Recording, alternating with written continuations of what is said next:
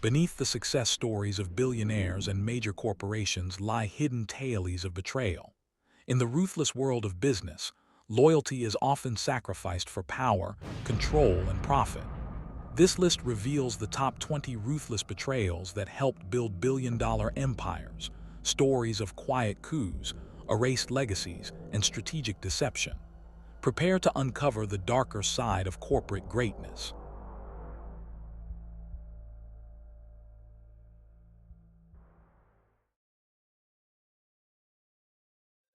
Google's journey from a scrappy startup to a tech giant is a story riddled with subtle betrayals disguised as strategic decisions.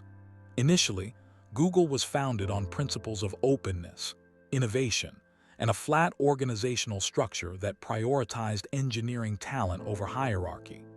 Larry Page and Sergey Brin envisioned a company where ideas flowed freely, unencumbered by traditional corporate politics.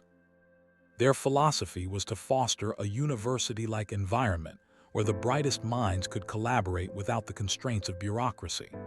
This approach attracted top talent and fueled rapid innovation, but it also created a fragile ecosystem that couldn't sustain a traditional corporate structure without risking chaos and loss of focus. To appease investors and ensure stability, they brought in Eric Schmidt, a seasoned executive known for his managerial skills. Schmidt was introduced as a temporary figure, a mentor to guide the company through its growth phase, with the clear understanding that his role would be short-lived. The word temporary was repeated often enough to instill confidence, but in practice, Schmidt's influence grew steadily. As he implemented processes, formalized decision-making, and centralized control, the company's culture shifted from a freewheeling think tank to a well-oiled machine. The founders remained in the spotlight, their wealth and reputation intact, but real power gradually migrated from their hands to the corporate machinery they had built. The quiet consolidation of authority was achieved not through dramatic firings or public betrayals, but through subtle shifts in structure and control. This slow transition made it easy for everyone to accept the new normal, even as the core values they once championed were eroded. In Silicon Valley, a betrayal that feels like help is often the most insidious, because it's cloaked in the language of growth and stability, leading founders to surrender their vision without realizing it. Reggie Brown's story at Snapchat exemplifies how a co-founder's contribution can be systematically erased under the guise of progress. Reggie Brown was integral from the very beginning, the one who named the product, and pitched the core idea of disappearing messages that would define Snapchat's initial appeal. He believed in the concept passionately, often working behind the scenes to refine the idea before it gained widespread popularity. As the app's user base grew exponentially, internal tensions surfaced. Brown's role was gradually diminished, his contributions ignored or dismissed by the existing leadership. Without formal acknowledgement, his equity stake was quietly bought out, and his name was removed from the company's official history. This erasure was more than just a personal slight.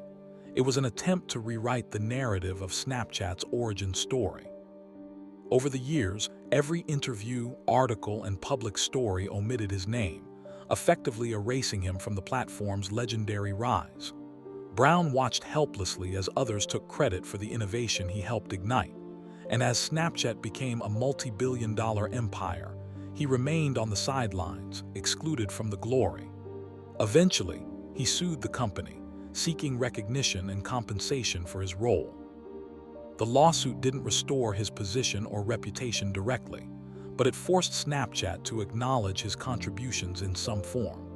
The deeper betrayal lay in the erasure of his legacy, an act that reveals how in tech, being erased from history can be more damaging than a direct firing, especially when the narrative is controlled by those who hold the power. Theranos' rise was a cautionary tale of deception at the highest levels, where the promise of revolutionary technology masked a fundamental betrayal of truth. Elizabeth Holmes and her company claimed to have developed a groundbreaking blood testing device capable of delivering rapid results with minimal blood samples.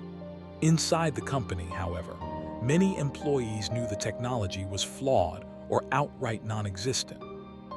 Despite internal warnings, the leadership continued to promote the technology, securing investments and media hype. When dissenters voiced concerns, they were silenced through threats, intimidation, or legal threats. Whistleblowers who attempted to expose the truth faced isolation, surveillance, and some were pushed out of the company altogether. The board, composed of influential figures and powerful investors, chose to ignore the mounting evidence that the technology was a sham. Instead, they prioritized maintaining the illusion of innovation to preserve the company's valuation, reputation, and future prospects. The betrayal was not just against the investors or regulators, but against the employees who believed in the mission and the science. As the scandal unfolded, it became clear that the entire enterprise was built on deception, with the technological claims collapsing under scrutiny. This betrayal was rooted in greed and a desire to protect the illusion of success at all costs, sacrificing integrity and risking lives in the process. Twitter's tumultuous history is defined by a revolving door of leadership and control, where the founder's influence was deliberately undermined through internal power struggles. Jack Dorsey, the visionary co-founder, initially led Twitter with a hands-on approach, but was soon entangled in a complex web of factions vying for influence. He was ousted as CEO in a move that appeared to be about modernizing the company, only to be reinstated years later when the board realized the company lacked direction. Each change in leadership was presented as a necessary evolution, but behind the scenes, it was a battle for control and vision. The board's indecision and factionalism created a fractured leadership environment, leading to stagnation in product innovation and strategic paralysis. The company's culture became increasingly toxic, with internal factions fighting for dominance, leading to a loss of trust and clarity. Twitter's public image suffered as it became increasingly obvious that its leadership was more concerned with power plays than growth or user experience. When Elon Musk finally acquired Twitter, it was not a sudden collapse, but the culmination of years of internal betrayal, an erosion of trust and coherence that left the company vulnerable. The sale was the final act in a long saga of internal conflicts, where leadership's inability to unite behind a common vision ultimately weakened the company. Sometimes, betrayal isn't about a single act but a series of small, strategic moves that sap a company's strength until someone else steps in to finish the job, transforming a once innovative platform into a shadow of its former self. Spotify's claim to revolutionize the music industry for artists was built on promises of fairness, ownership, and partnership. The company's language was inclusive, emphasizing collaboration with artists and creators, and promising to share profits and give them a voice in the platform's growth.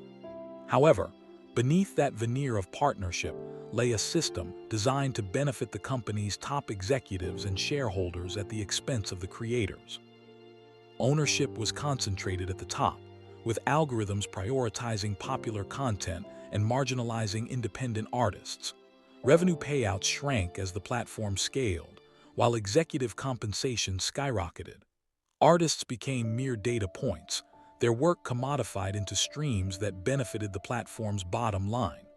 Contracts often locked them into dependence, with little room for negotiation or control over their art. The system was designed to maximize profit while giving the illusion of collaboration. This systemic betrayal was subtle but effective, eroding trust and perpetuating inequality. It revealed that platforms don't need to overtly betray individuals. They only need to redesign their incentives to favor the few at the top while keeping creators on the periphery, ultimately transforming promises into empty rhetoric.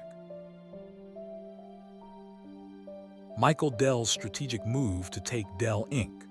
private was a masterclass in reclaiming control. Under the pretense of protecting the company from market volatility and short-term pressures, Dell orchestrated a complex buyout that pushed the company into private ownership. Shareholders and analysts questioned the valuation and the timing, suspecting it was a risky maneuver. Nonetheless, Dell pressed forward, believing that retreating from the public eye would allow for long-term innovation and restructuring without the pressures of quarterly earnings. Once the deal was completed, control was centralized once again under Dell's direct leadership, with his influence unchecked by public market scrutiny. Later acquisitions and strategic moves expanded the empire further, consolidating power and demonstrating that patience and strategic planning could outmaneuver market forces. This wasn't about revenge or betrayal in the traditional sense, but about reclaiming dominance through patience and strategic patience. Dell's story proved that when a founder is willing to wait and maneuver behind the scenes, they can regain control even after losing it. Power, once lost in the chaos of the markets, can be regained through tactical patience and unwavering focus, a lesson in strategic resilience. The disastrous merger between AOL and Time Warner was sold as a union of equals, but it was fundamentally a mismatch from the start. AOL's rapid growth and inflated valuation masked underlying structural weaknesses, while Time Warner underestimated the cultural differences and operational incompatibilities that would soon surface. From day one, control battles emerged as leadership struggled to reconcile their divergent visions. AOL's aggressive, fast-paced culture clashed with Time Warner's more traditional media approach, leading to friction and confusion. The merged entity's value plummeted as talent fled and internal conflicts grew unmanageable. Bureaucracy stifled innovation, and accountability dissolved into endless meetings and power struggles. The betrayal was not a single incident but a series of miscommunications, failed integrations, and broken promises that ultimately destroyed shareholder value. This deal became a cautionary tale about overestimating synergies and underestimating cultural differences. It taught Wall Street a vital lesson. The promise of a perfect merger can quickly turn into a nightmare of mismanagement and lost trust, leaving behind a legacy of lessons in humility and the importance of cultural compatibility in corporate unions. Nokia's reliance on Microsoft as a strategic partner initially appeared to be a mutually beneficial move to strengthen their mobile ecosystem. Nokia, once the world's dominant mobile phone manufacturer, sought to leverage Microsoft's Windows Phone platform to regain market share amid rising competition. The partnership was portrayed as a strategic alliance, promising shared technology development and market growth. However, dependency quickly turned into dominance, and dependency into complete control by Microsoft. The software giant's influence over Nokia's devices grew to the point where the Finnish company's independence was compromised.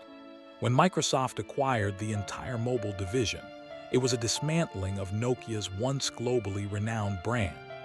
The jobs and innovation disappeared from Nokia's mobile division, leaving a shell of its former self. This wasn't merely a failure of technology, but a lesson in asymmetry. When one partner controls the critical assets, the other becomes subordinate. The partnership's betrayal was in the unequal power dynamics that ultimately led Nokia to a catastrophic collapse, illustrating that not all collaborations are equal, and that dependence can be a pathway to destruction. Oracle's aggressive approach to acquiring PeopleSoft exemplifies ruthless corporate warfare. When Oracle decided to acquire its competitor, it did so through a hostile takeover that was marked by legal battles, public fights, and strategic maneuvers designed to weaken the target company's defenses. Oracle didn't negotiate an amicable deal. It attacked with relentless determination, draining morale and resources from PeopleSoft's leadership and staff. Over years of legal and financial warfare, Oracle's hostile tactics chipped away at PeopleSoft's independence, culminating in the takeover that erased its identity.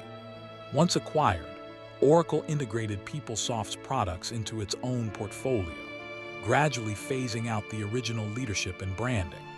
The betrayal wasn't solely in the aggressive tactics, but also in the complete erasure of the acquired company's culture and legacy. It demonstrated that in the ruthless world of corporate acquisitions, victory often comes at the expense of identity and morale. Hostile takeovers serve as a brutal reminder. In the pursuit of dominance, the cost is often the destruction of the very entities that once thrived independently. Disney's acquisition of Pixar is often viewed as a strategic move, but behind the scenes, it was a fierce power struggle rooted in control. Disney, a giant with a long history of controlling its properties, sought to bring Pixar under its umbrella to rejuvenate its animation division. Steve Jobs, who owned a significant stake in Pixar, was wary of losing creative independence. Negotiations escalated into a battle of wills, with Jobs wielding considerable leverage due to his ownership stake. In the end, Disney paid a hefty $7.4 billion to acquire Pixar, making Jobs Disney's largest individual shareholder. Rather than a simple merger, it was a reversal of roles, an assertion of dominance by Jobs and Pixar's creative leadership. The deal allowed Jobs to maintain significant influence, and Disney gained a valuable franchise. The betrayal wasn't in the deal itself, but in the assertion of power. Sometimes, the best way to protect your interests is to use your leverage ruthlessly. This move proved that in corporate negotiations, sometimes the only way to win is to take control and reshape the narrative on your terms. WeWork's rise was fueled by visionary ambition, but it was built on the reckless foundation of founder Travis Kalanick's aggressive leadership style.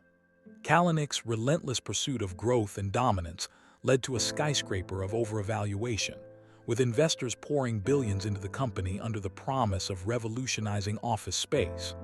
However, internal dysfunction, unchecked ambition, and a toxic culture soon surfaced, culminating in scandals that brought the company to the brink of collapse. When the truth about Kalanick's leadership and the company's shaky fundamentals emerged, investors moved swiftly to remove him. They paid him to step down quietly, but the damage was done. Thousands of employees lost jobs, and the company's valuation plummeted from hundreds of billions to a fraction of its peak. The betrayal was both personal and systemic. The founder's brutal grip on control led to reckless decisions that nearly destroyed the company, yet he walked away with a fortune. The entire saga exemplifies how a single individual's ruthless pursuit of power and growth can threaten the very enterprise they built, and how sometimes the collapse is a collective punishment for unchecked ambition. Yahoo's decline is a slow-motion betrayal of its own potential.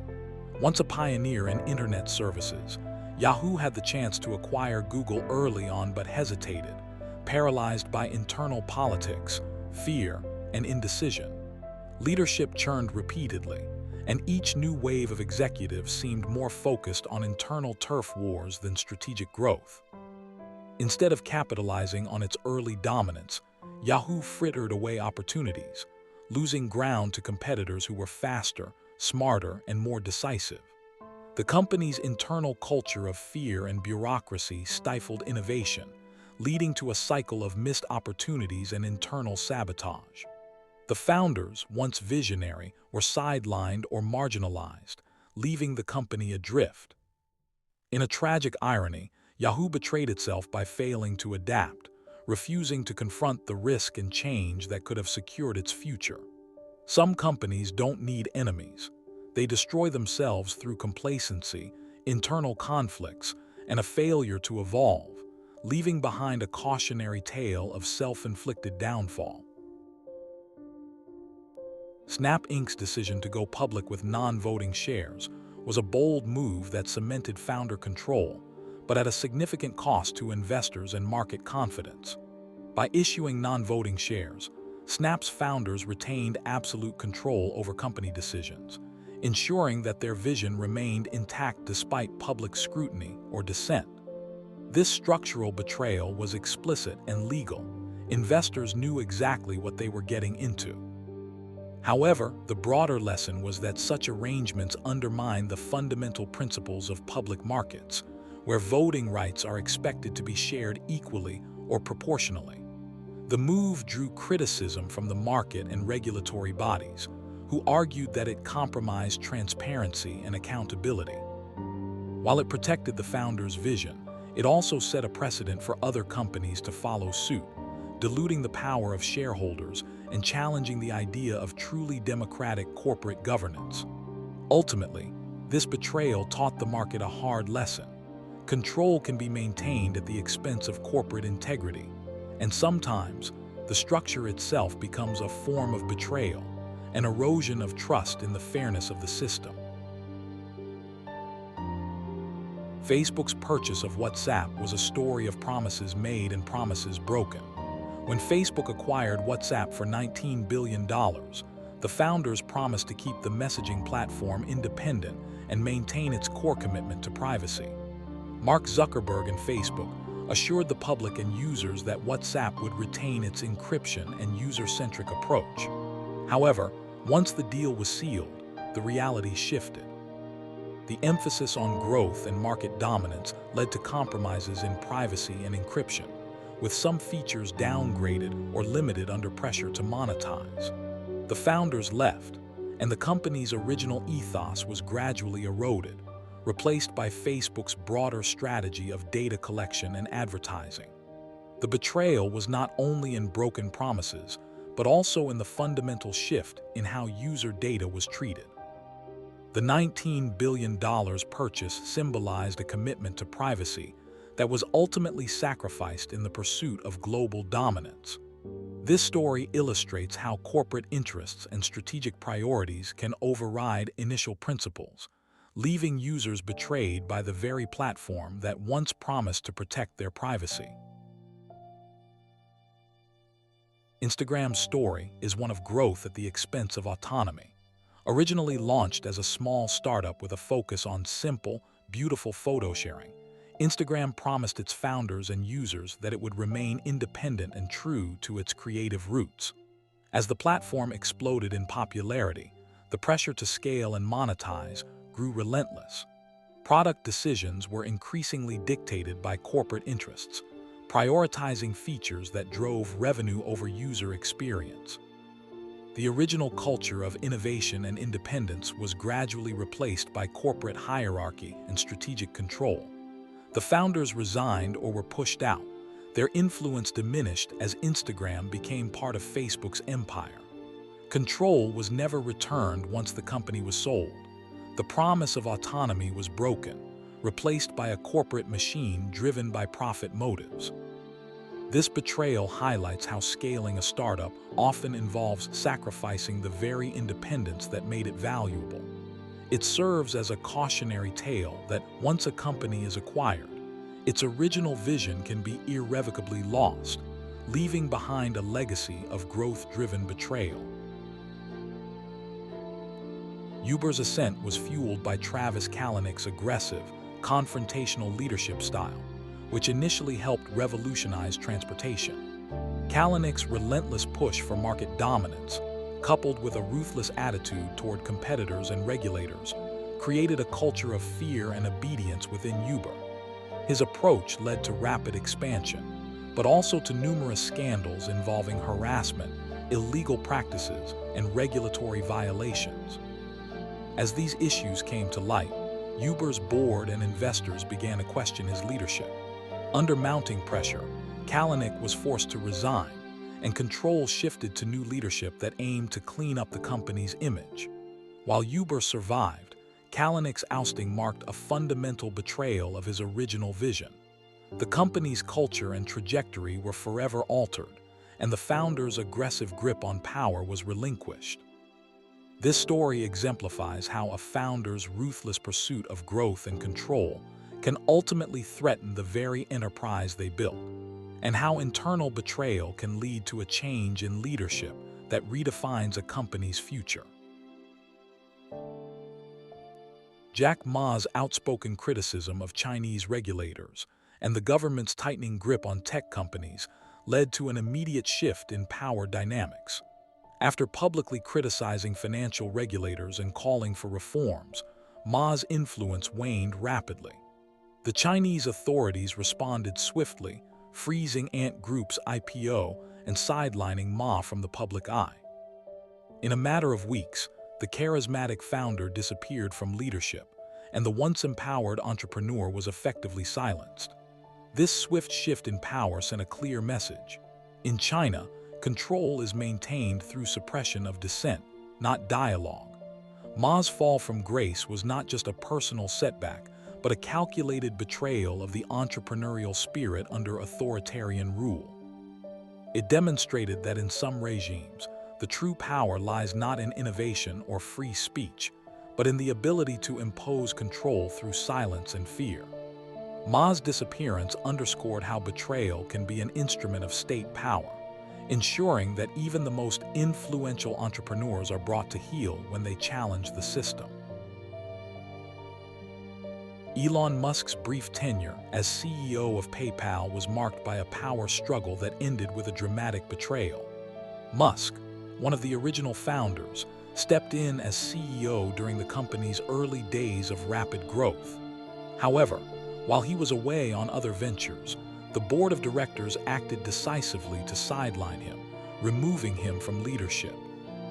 They sold the company for $1.5 billion, a fraction of its potential, and Musk learned a vital lesson about the importance of control. His removal was not just a personal blow but a strategic loss, as the company's future was shaped without his influence. This betrayal taught Musk that in the world of high-stakes tech, being indispensable is not enough. Founders must maintain control or risk being replaced. The sale of PayPal was a turning point, fueling Musk's resolve to never again be sidelined in his ventures. It's a story of how internal corporate betrayals, by boards or investors, can shape the destiny of billion-dollar companies and the entrepreneurs behind them, often forcing them to become more strategic and guarded in their future endeavors.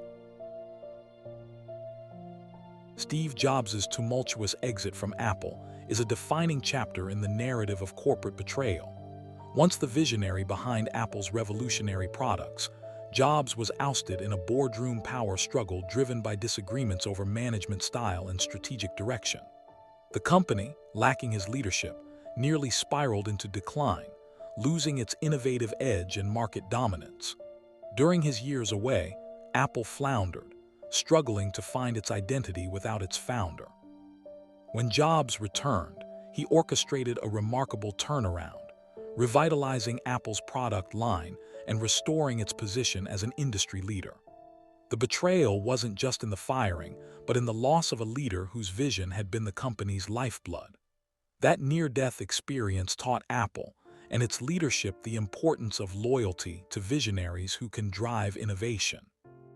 Jobs' return proved that sometimes the greatest betrayal is losing your most inspired leader. Yet, with resilience, it's possible to rebuild from the brink of demise, transforming betrayal into a catalyst for rebirth. The ultimate betrayal story is that of Eduardo Saverin and Facebook, illustrating how ownership and control can be subtly stripped away under legal and corporate maneuvers. As a co-founder, Saverin played a crucial role in Facebook's early days, helping to fund and shape the social network's initial growth. However, as the company expanded, Mark Zuckerberg sought to consolidate control. Through a series of legal actions, including a controversial share restructuring and a dilution of Saverin's stakes, Zuckerberg managed to keep control firmly in his hands. Saverin's ownership was reduced to a fraction of what it once was, and he was effectively pushed out of the company's core decision-making process. Despite leaving with a substantial financial settlement, Saverin watched as Zuckerberg's empire grew exponentially, with his own influence diminished. This betrayal was subtle but profound, an example of how legal and corporate strategies can be used to rewrite ownership and control, shaping the future of a tech giant while leaving its original co-founders sidelined. In the end, it's a reminder that in the pursuit of empire, ownership often decides the narrative of truth.